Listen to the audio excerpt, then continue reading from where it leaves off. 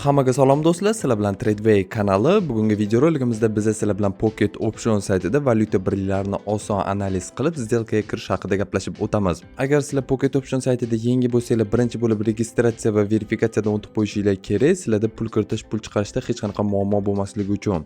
Agar buni tushunmayotgan bo'lsanglar, bemalol YouTube kanalimizda ham videorolik bor, uni ham ko'rib bemalol o'rganib olsanglar bo'ladi. Demak, biz profildan to'g'ri qolganimizdan keyin bemalol bu saytdan pul ishlasak bo'ladi.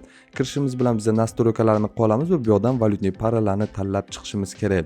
Demak, ko'rib turganingizdek, yevro kart valyuta parasi bizga 92% dohodimiz berayotgan ekan. Shu valyutni paraga kirib, biz birinchi bo'lib bozorni uzoqdan ko'rishimiz kerak. Ya'ni D1 ga o'tamiz, bugungi holatni ko'ramiz. Ya'ni bugun dushanba, bilasizlar, bozor yaqinda ochildi. Shunga bu yerdagi holatni ko'rib turishinglar mumkin. Ochilishi bilan pastga ketgan va endi sekin bozor tepaga qarab ketyapti. Demak, bu yerda повышающий trend desa ham bo'ladi. Mana bu yerda liniyalarini tizib ko'rsataman hozir. Bitta sizlarga trend line olib tizib ko'rsatib beraman, ko'rishinglar mumkin. Bu yerda bitta mana повышающий trend bor, ya'ni uptrend bozor hozirda impuls bilan pastga tushib, sekin endi tepaga qarab harakatlanyapti. Demak, hozir pastdagi liniyamizga tegdi. Biz shu yerdan bemalol tepaga qarab сделка o'tsak bo'ladi. 15 minutlik switchga ham o'tvoramiz, ko'rishinglar mumkin. Xuddi shunaqa повышающий trend biz bu yerdan 1 minutdan 4 minutgacha сделкаlar ochib pul ishlashga harakat qilamiz. Ya'ni общий $200 сделка ochgan bo'lamiz. Agar hamma сделкamiz bizga plusga yopilsa, bemalol bugungi торговый sessiyamizni stop qilsak bo'ladi. Biz yaxshigina plusga chiqib olishimiz mumkin. Agar 1 minutlik, 2 minutlik сделкаlarimiz minusga kirsa, yana 1 minutdan biz сделкаlar ochib minusimizni qoplab olsak bo'ladi. Demak, сделкаlar ochib oldik. Endi 1 minutlik time frame ga o'tamiz va bozor yaqinroqdan ko'rsak, ko'rib turganingizdek, повышающий trend uzoqroqdan olsak va bu yerda oxirgi minutlarda sinna bozor pastga qarab tushgan va sekin yana tepaga qarab ko'tarilyapti. Demak, ko'rishinglar mumkin, oxirgi 3 ta switch bizga qizilga yopilib bergan. Birinchi 1 daqiqalik сделкamiz yopilishiga 20 soniya qoldi. Agar o'z сделкamiz minusga yopilsa, aytib o'tganimdek, biz bemalol yana 1 minutdan tepaga qarab сделка ochib minuslarimizni qoplab olishimiz mumkin. Demak, bozor pastga qarab yurishni boshladi, impuls bilan pastga qarab yurib ketdi. Demak, bizda повышающий trend bor, baribir trend bilan biz сделка ochsak bo'ladi. Bizning 1 minutlik bitta сделкamiz minusga yopilgani uchun sirazi biz 1 minutga yana tepaga qarab сделка ochib oldik va bozor ko'rishinglar mumkin, impuls bilan yana tepaga qarab yurishni boshladi. Demak, hozirda bizning 4 ta сделкamiz aktiv holatda turibdi. Bittasi $100 ga ochilgan, qolgan 3 tasi ko'rishinglar mumkin $50 dan ochilgan.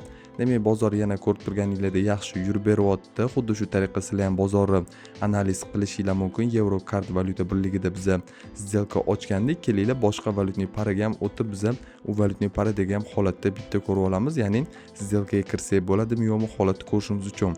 Mana bu yerda bozor tepaga qarab yurib bergan va ko'rishinglar mumkin, sekin uje pastga qarab yurishni boshlayapti. Bu yerda ham biz pastga qarab сделка ochib qo'ysak bo'ladi, lekin bizning support liniyamizni bozor tegan, uje buzib o'tgan. Hozir сделкаga kirish pastga qarab sal opasniyroq bo'ladi. O'shaning uchun u valyutni parani biz o'tkazib yuboramiz. Demak, bozorni yaqinlashtirsak, bizning сделкаlarimiz yopilishiga bittasiga 5, bittasiga 2 soniya qoldi. $100 сделкamiz plusga yopildi. Bizning minusimizni qoplab daromad ham olib keldi va ikkinchi сделкamiz ham ko'rishinglar mumkin, bizga plusga yopilib berdi. Videoni boshida bizning balansimizda $1772 bor edi. Videoni oxirida qancha foyda qilamiz yoki zarar qilamiz, buni sizlar bilan birgalikda kuzatib boramiz. Demak, yana 1 minutlik switchga o'tamiz. Ko'rib turganingizdek, bozor bizga yaxshi impuls bilan yurib bergan va yana sekin pastga qarab yurishni boshlayapti. Bizning bu ikkita сделкamiz qoldi. Bu ikkita сделкamizni ham bizga plusga yopib berish kerak, chunki bozorda повышающий trend bor edi. Biz trend bo'yicha сделкаga kirgandik. Bitta mana switch pastga tushib berdi va yana bozor impuls bilan tepaga qarab yurishni boshladi. Bu yerda ko'rib turganingizdek, mana bu yerda ham повышающий trend bo'lgan va bu yerda bitta strukturasini o'zgartirgan va yana bozor ko'rishinglar mumkin, tepaga qarab yurishni boshlayapti. Bu yerda yaxshigina tepaga qarab yurib bergan. Demak, u switch bizga qizilga tushib bera olmadi, ko'rishinglar mumkin, yashilga yopilib berdi oxirgi soniyalarda va bizning 3-сделкamiz yopilishiga 3 soniya qoldi. U сделкamiz ham bizga 100% plusga yopib berdi va bizga yana $46 balansimizga plus daromad olib keldi. Ko'rishinglar mumkin, uje biz salkam $100 ga yaqin чистый прибыль qildik. 3-сделкamiz ham plusga yopilsa, biz uje $150 cha foydaga chiqqan bo'lamiz. Kelinglar boshqa valyutni paralarni ham bitta ko'rib chiqamiz. Bu valyutni parani adashmasam hozir ko'rdik. Biz 30 minutligiga o'tsak, xuddi bundan oldingi holat ekan. Bunda ham повышающий trend bor, bozor pastdagi support liniyaga tegan. Ko'rishinglar mumkin, impuls bilan uje tepaga qarab yurishni boshlayapti yevro USD valyutni parasida. Demak, bu valyutni parani o'tkazib yuboramiz. Bu yerda ko'rib turganingizdek понижающий trend boya ko'rsatib o'tgandim. Bozor bizga ozgina atkat qilib ko'rishinglar mumkin. Yana o'zini holatiga qaytyapti, ya'ni support zonamizdan yana bozor koridoriga qaytib oldi. Demak, kelinglar OTC valyutalarni ham ko'rib ko'ramiz. Bu yerda mana ko'rib turganingizdek повышающий trend bor. Kelinglar shu odam biza 50 dollarga bitta 1 minutga, bitta 2 minutga сделка ochib qo'yamiz, chunki bizani support liniyamizga bozor tegib, уже sekin tepaga qarab harakatlanyapti. Demak, bu valyutni parani biz izbiriniga olib qo'yamiz. Tepadagi holatni ko'rish uchun biz bu yerdan keyingi valyutni paramizga o'tishimiz kerak. Уже ko'rib turganingizdek bizani 4-chi сделкamiz ham plyusga yopilgan ekan. Mana bu yerda holatni ko'rishinglar mumkin. Закрытый, mana bittasi minusga yopildi, orqasidan 4tasini plyusga yopdik. 100 dollar. Mana oxirgi сделкamiz ham bizga ko'rishinglar mumkin plyusga yopilib berdi. Biz ozgina ulgurmay qolamiz. Bu yerda uydamasini ham ko'rishinglar mumkin videoni orqaga qaytarib. Demak, biz yana 100 dollarga сделка ochib qo'ydik bu yerda. Demak, bu сделкalarimiz natijasini kutishimiz kerak. Bitta 1 daqiqalik, bitta 2 daqiqalik сделка ochib qo'ygandik biz bugungi daromadimizni oshirish maqsadida. Demak, hozirda ikkala сделкamiz minusga qarab ketyapti. Ko'rishinglar mumkin 10 soniya qoldi 1 minutlik сделкamiz yopilishiga va bozor pastga qarab yurib bergan. Demak, bu сделкamizni bizga minusga olib bersa, yana biz tepaga qarab сделка ochib bemalol minuslarimizni qoplab olishimiz mumkin. Yana 1 daqiqaga endi biz 100 dollarga сделка ochib qo'ydik. Kelinglar 1 minutlik switchaga o'tamiz, ya'ni time frame yaqinlashtiramiz. Bozor bizga maksimumga tegan ekan va ko'rishinglar mumkin pastga qarab yurib bergan.